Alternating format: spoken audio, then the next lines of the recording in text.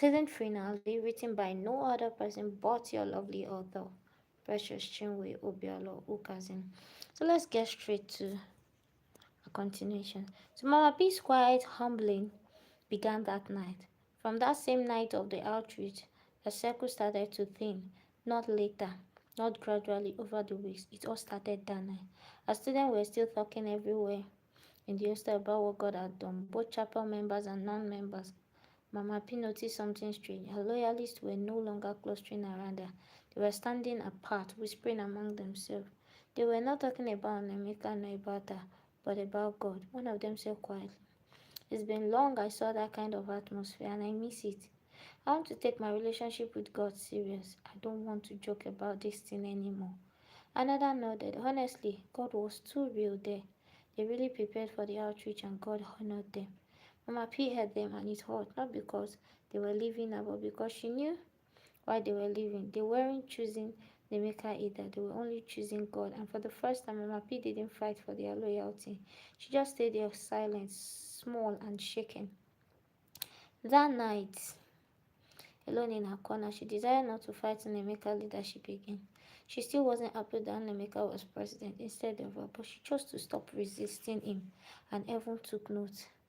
When the outreach ended and people began to disperse, Emeka didn't go back to his hostel immediately because Uchenna had told him quietly, "Come and see me at Pastor Theophilos' house, please." So while he and his team were packing up the chair, folding their fellowship banners and collecting tract receivers' details containing the names and number they had written for follow-up, which the prayer team also entered praying over, people kept coming around. "Good evening, brother. How did you know Apostle Uchenna? Are you his disciple? Did you plan this outreach with him?" Different people came with different questions. But Onemeka only smiled, not proudly, just calmly. "It's just God. I didn't invite him," he would say, and continue packing, but he didn't tell anyone his relationship with Uchenna. When they were done, he told Daniel, "I need to go and see Apostle Uchenna before he leaves." "Now?" Daniel asked, his eyes popping out in amazement. "Yes," Nemeka replied. "Can I come with you?" Daniel requested, but he explained that it wasn't right going with someone to meet him yet, and he nodded in understanding. Uchenna was at Pastor Theophilos' house having a nice time with Theophilos and his family when Unemeka arrived, tired and dusty, and Uchenna stood up and hugged him, not as a guest minister or a big man of God, but as family.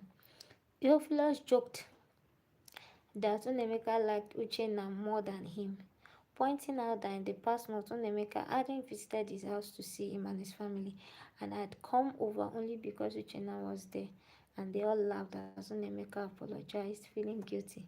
They sat and talked, and the two men of God spoke to him deeply from their heart, even using even their personal life experience to counsel and encourage him to continue faithfully on the path he had chosen and not let any girl or male friend deceive him into compromising his faith. They assured him of their support any day, any time, then prayed for him. After the prayer, Uchenna reached for a bag beside him, placed it on the table and pushed it toward Nemeka. "That's for you, open it." He told him and he did. Inside were new clothes, neatly folded, a jacket, new shirt, and some clean quality pair of shoes. Nemeka froze. "Uncle," he said. Gemma smiled, seeing gratefulness in her. "My president needs to be looking more fresh and hot for God now than ever," Uchenna said gently, and Nemeka throat tightly. "Thank you, uncle." Theophilus looked at him closely and said, "I hope those sisters in your fellowship will be able to concentrate," he asked, and they laughed over the joke. When Unemeka finally got back to the hostel very late in the night, the place was still buzzing, people surrounding him. "Guy, be honest. How did you get to know Apostle Uchenna like that? Were you the one who invited him to campus?" So many questions were posed at him, but Unemeka laughed softly. He still didn't say he's my uncle.